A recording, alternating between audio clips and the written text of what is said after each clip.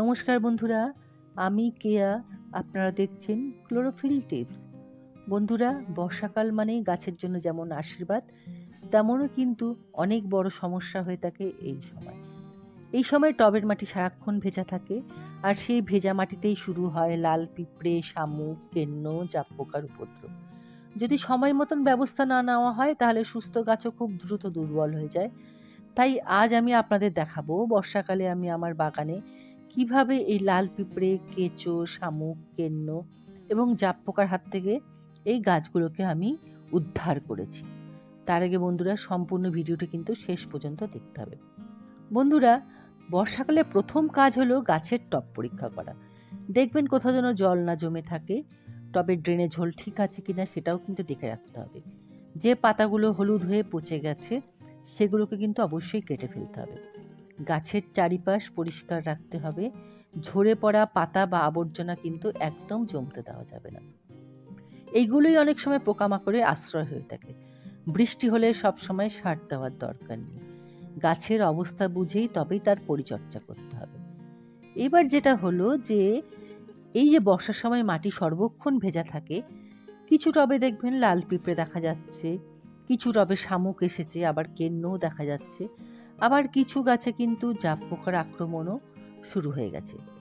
তাই একটি উপায় আমি যেটা করেছি, মানে বার করেছি, সেটাই কিন্তু আমি ভিডিওর মাধ্যমে সম্পূর্ণ আপনাদের দেখাচ্ছি।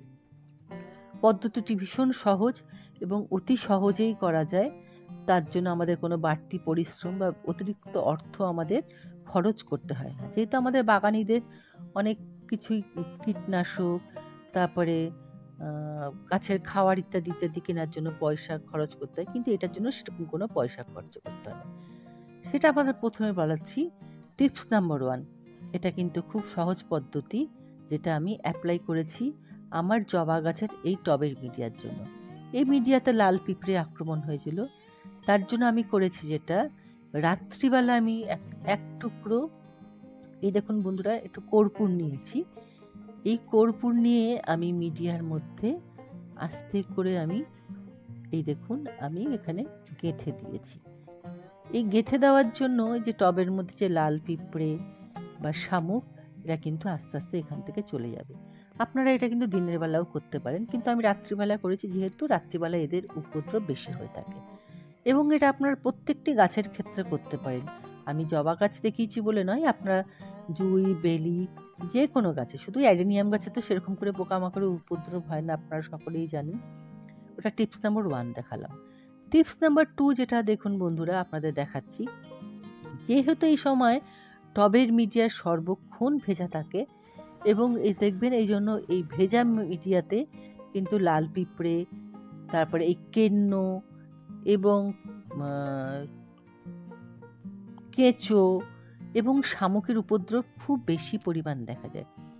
বিশেষ করে কেঁচো আর শামুক আর লাল পিঁপড়ের উপদ্রব খুব বেশি পরিমাণ দেখা যায় বর্ষাকালে গাছের টবের মিডিয়াতে।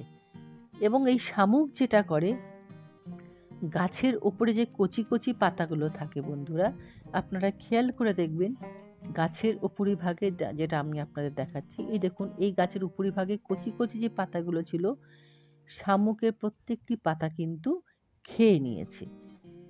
এই যে এই কচি পাতাগুলো খেয়ে নিচ্ছি, মিডিয়ার মধ্যে লাল পিঁপড়ে হচ্ছে, তার জন্য কি করেছি দেখুন বন্ধুরা, খুব সহজ আমি এটা করেছি। এই প্রত্যেকটি মিডিয়ার আপনাদের দেখাচ্ছি, ঠিক এরকম আরেক টুকরো আমি কর্পূর নিয়েছি। আপনাদের যে কটা মিডিয়ার মধ্যে এরকম লাল পিঁপড়ে, শামুকের উপদ্রব হয়েছে, আপনারা সেই পরিমাণ মতন আপনারা কিন্তু কর্পূর ব্যবহার করবেন। এবং কর্পূরের কিন্তু উগ্র গন্ধ পোকামাকড় একদম পছন্দ করে না।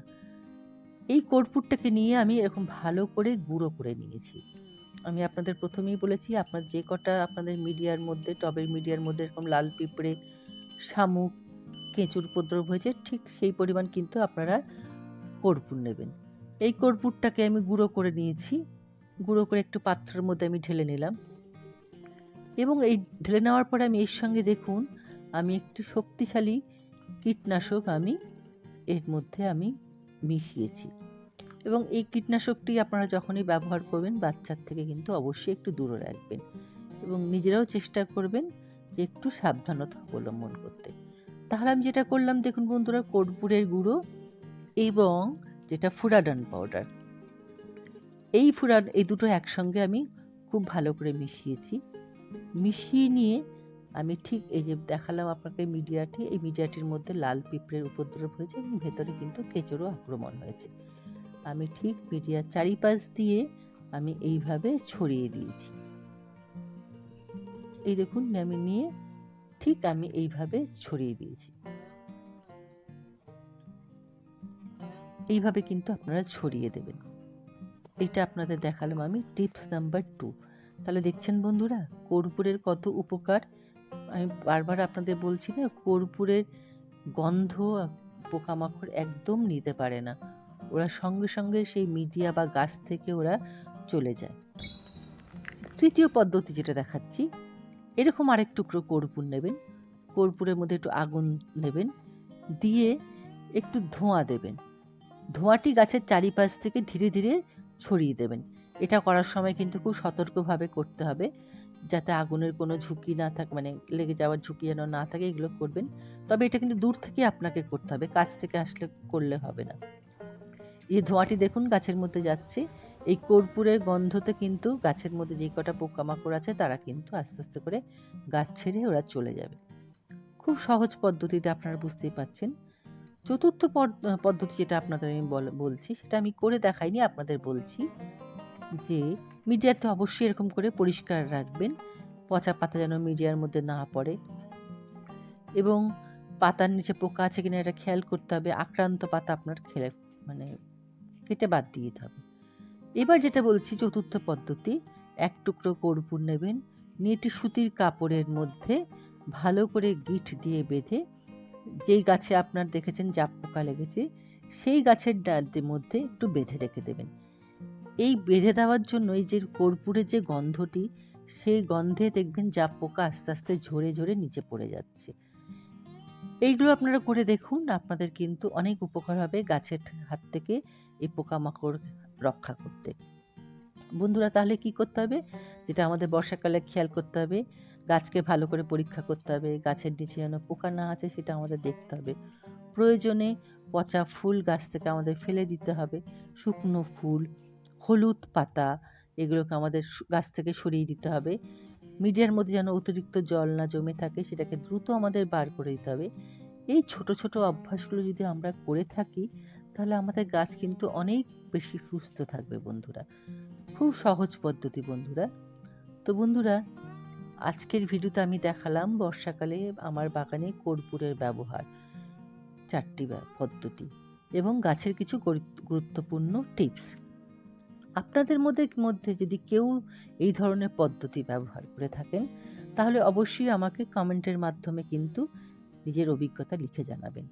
এবং বন্ধুরা ভিডিওটি ভালো লাগলে একটি লাইক করবেন, বন্ধুদের সঙ্গে শেয়ার করবেন এবং ক্লোরোফিল টিপস চ্যানেলটাকে অবশ্যই সাবস্ক্রাইব করে পাশে বেল আইকনটি চাপতে কিন্তু একদম ভুলবেন না বন্ধুরা। এবং আমি যে আপনাদের আজকে কর্পূরের ভিডিওটি দেখালাম, আপনারা কিন্তু অবশ্যই এটা আপনারা ব্যবহার করে দেখুন, দেখবেন আপনাদের টবের মিডিয়াতে একদম লাল পিঁপড়ে আসছে না, শামুকের আক্রমণ হচ্ছে না এবং জাপ পোকাও কিন্তু আপনাদের গাছ থেকে আস্তে আস্তে সরে যাচ্ছে। খুব সহজ পদ্ধতি আমি আপনাদের দেখালাম এই কর্পূরের। আশা করি আপনারা ব্যবহার করে দেখবেন এবং উপকৃত হবেন আপনাদের বাগানের প্রত্যেকটি গাছের জন্য বন্ধুরা। তো বন্ধুরা আজ তাহলে আমি আসি, আপনারা কিন্তু সকলে ভালো থাকবেন, সুস্থ থাকবেন এবং আমার চ্যানেলটির পাশে অবশ্যই পাশে দাঁড়াবেন। তো বন্ধুরা আজ তাহলে আমি আসি, আপনারা সকলে ভালো থাকুন, সুস্থ থাকুন, টাটা। আর হ্যাঁ, এই বর্ষাকালে বেশি বেশি করে গাছ লাগান। যদি কোনো ক্লাবের সামনে যদি গাছ লাগানোর ব্যবস্থা থাকে সেটাও কিন্তু আপনারা অবশ্যই করতে পারেন। এখনই সুবর্ণ সুযোগ আমাদের গাছ লাগানো, যারা আমরা বাগান প্রেমী গাছ প্রেমী তাদের এটা করার জন্য। তাহলে আসি বন্ধুরা, টাটা।